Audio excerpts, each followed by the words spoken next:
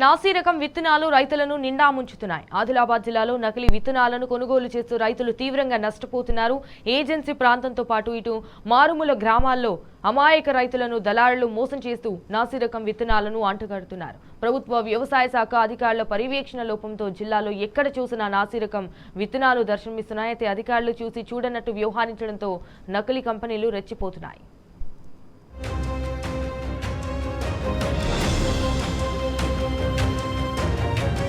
ఆదిలాబాద్ జిల్లాలో నాసీ రకం విత్తనాలను అమాయక రైతులకు అంటగట్టి నకిలీ కంపెనీలు తమ పబ్బం గడుపుకుంటున్నాయి. వానాకాలం సాగులో అంతగా పెట్టుబడి ఖర్చులేని సోయాబీన్ పంట సాగు వైపు ఆదిలాబాద్ ఉమ్మడి జిల్లా రైతులకు దృష్టి సారిస్తున్నారు. 3 నెలల్లోనే పంట చేతికొచ్చే సోయాబీన్ సాగు గిట్టుబాటు అవుతుందని ఆశించిన రైతులు ఆదిలాబాద్ జిల్లాలో 1,80,000 ఎకరాల్లో పంట సాగు చేస్తున్నారు.